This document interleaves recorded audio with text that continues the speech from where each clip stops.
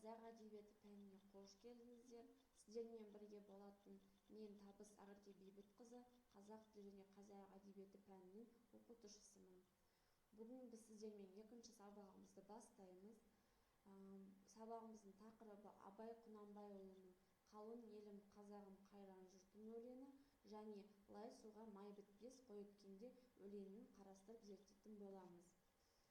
Бүгінгі біздің сабағымыздың мақсатына келетін болсақ, шығарманың идеясын және адамгершілік құндылық тұрғысынан талдау, қазақ әдебиеті және әлем әдебиетінде ортақ құндылықтарды анықтау, көркем шығармада көтерілген мәселелерге талдау жасау арқылы шығармашылық жұмыс, әңгіме, өлең, әдеби және еркін тақырыптарда шығарма жазу. Яғни сіздерге өлең берілген «Қалың елім, қазағым, қайран жұртым». Осы өлеңді қазір оқып, мағынасын түсінуіміз керек. Сіздерге оқығанға 1-2 минут берейін. Өлең берілген, яғни өлеңде Абайдың 1886 жылы жазылған өлеңі болып есептеледі. Көлемі 30 жолдан тұрады. Бұл шығармада тұтас халыққа арнап айтылған терең де күрделі ойлар шерлі жүректен шымырқап, толқып шыққан болатын.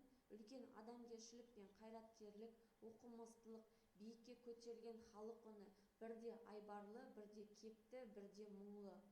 Қазақ халқын бөлмей, жармай, түгел қамтып, тұтас шолып, баршасына үміттеніп айтылған өлеңдердің әлеуметтік салмағы орасан зор екен.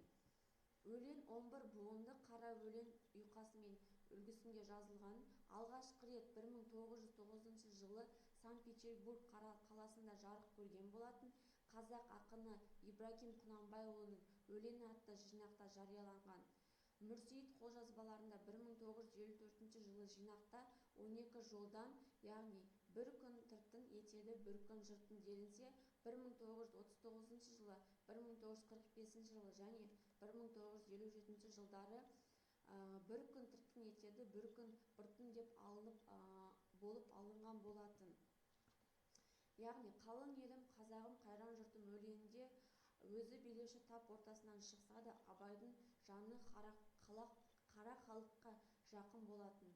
Өлеңдерінің еңбекші шаруаның тіршілігіне жанашылдықпен, қамқорлықпен қарайлап, оларға шын ниетмен ықылас танытып отырған.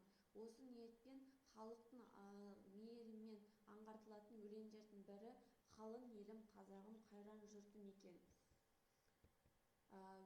Бұл өлең ақын өзі өмір сүріп отырған қоғамның ұнамсыз іс-әрекетін, мінез-құлқын, кемшілігін өткір сынайды.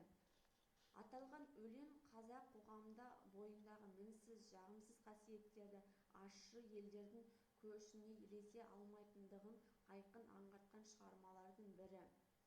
Абайдың қара бұл өлеңі сол кездегі барымтамен, ұрлық-зомбылықпен көшкен қара халықтың тұрмыс тіршілігіне жаны ашып, қатты күйзелген патриот ақынның жан айқайы. Осы өлең жайында көптеген ғалымдар өз пікірлерін білдірген. Оның ішінде Тұрсын Жорытбай деген ғалым ағаларымыздың бірі сол кездегі билікке, салтқа, заңға қарсы шығудың өзі Абайдың рухани тәуелсіздікке ұмтылғанын байқатады деген болатын, өз ойын білдіріп кеткен. Келесі біздің өлеңімізді қарастыратын өлеңіміздің бірі Абай Құнанбайұлының «Лай суға май бітпес қой өткенге». Лай суға май бітпес қой өткенге, күлеміз қасқыр жалап әметкенге, сол қасқырша алықтап түк таппадым, көңілдің жайлауынан ел кеткен бе, берген бе Тәңірім саған өзге туыс, қыласын жер жиһанды бірақ уыз, шарықтап шартарапқа көңіл сорлы, таппаған бір тиянақ не еткен қуыс. Күні-түні ойымды бірақ Тәңірі, өзіне құмар қылған оның әмірі, халиқа жүзді мақлұқ ақылы жете алмайды, деп осы өлеңін айтып кеткен болатын. Яғни ақын Абай бәрімізге әйгілі ақын, классик ақындардың бірі болып есептеледі ғой. Оның дүниетанымы өзіне ғана тән оқшау ой желісі, ақынның таным түйсігі ерекше болған. Ерекше, ешкім ондай ол сияқты ойлай алмаған, ол сияқты жаратылыс болмаған ол кісілер, Абай сияқты. Сол себепті ақынның кейбір өлеңдерін яғни өмірлік мәселелерді жырлаған шығармасын түсінудің өзі ерекше болып есептеледі. Соның бірі ақынның пәлсапалық лирикасы, яғни осы өлеңі болып есептеледі екен. Абайдың 1895 жылы жазылған өлеңі әрқайсысы 4 тармақты 7 шумақтан тұратын. Көлемі 28 жолдан тұрған. Үлкен үміт күткен баласы Әбдірахманның өліміне байланысты шығарған ерекше бір туындылардың бірі. Қараңғылық шырмауынан шатылған елдің надандығына ыза болған ақын жан наласына сырын қапысыз қабырлар айтса түсінер, ақылдаса ой бөлісер, сүйікті ұлынан айырылу қайғысын қосылып, берген бе Тәңірім саған өзге туыс деп өлеңде айтылып кеткен осы өлең жолдары. Осы жолдар айтып ерекше бір өзінің ішіндегі жан айқайын білдірген болатын.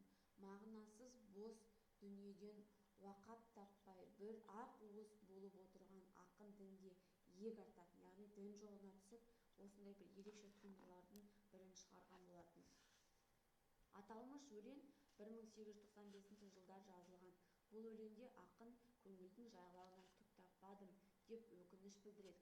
Өздеріңіз қарап отқандай, көңілдің жайлауынан түк таппадым, яғни қайда барсам да мен қайғымды жаза алмадым деп өзі налып отыр, қайғырып отыр. Абай адам баласында мақсат болу керек, мақсатсыз өмір сүру мүмкін емес деген түпкі ойын анық айтқан. Сонымен бірге адам өмірі таусылғанда қайту және табиғат заңы екенін аңғартады. Абай өлең соңында өмірдің өзі тар соқпақ, бір иек жақ деп, сол иген жаққа тиянақ та тегістік те жоқ деп, сондықтан құлап кетпе, тура шық, көзіңе қара деп тұжырым жасаған. Көріп отырмыз. Абайдың осы өлеңдерін оқып, көптеген ғалымдарымыз өз пікірлерін білдірген болатын. Соның ішінде бізде философиялық өлеңі туралы біздің ғалымымыз Мекемтас Мырзахметов мырза бүйтіп жазған екен. Мұнда жаратылғанның өзін жаратушы түп иесіне танып білуге ақыл ойы жете бермейді деген болатын. Яғни Абай туралы, оның өлеңдері туралы ерекше бір ой түйсік қалдырып кеткен десек болады. Одан ары қарай осы өлеңдер жайлы философ, ғалым Досым Омаров Абай бабамыздың айтуына қарағанда өмірде мақсат болу керек. Сол мақсатқа ұмтылса, өмірдің шыңына жетуге болады деген өз пікірін білдірген. Яғни осы екі өлеңнің ішінде бізге таныс емес, бұрын соңды көрмеген ерекше сөздеріміз бар екен. Сонымен жинақтап, сөз қоржынынан жинап қойдым. Осы сөздерді қарастырып, үйден мұқият қарап, зерттеп шығуымызға болады.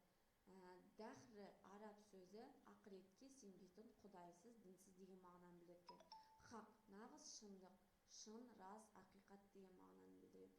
Астыртын, жасырын, құпия деген сөз, оны бәріміз білеміз. Осы сөздерге мұқият қарап отырып, өлеңді жақсылап оқып, мағынасын түсініп, өлеңде тағы да қандай дүниелер кездеседі екен деп зерттеп келеміз. Сіздермен бірге болған мен Табыс Ақерке. Келесі сабаққа дейін көріскенше күн жақсы. Назарларыңызға рахмет.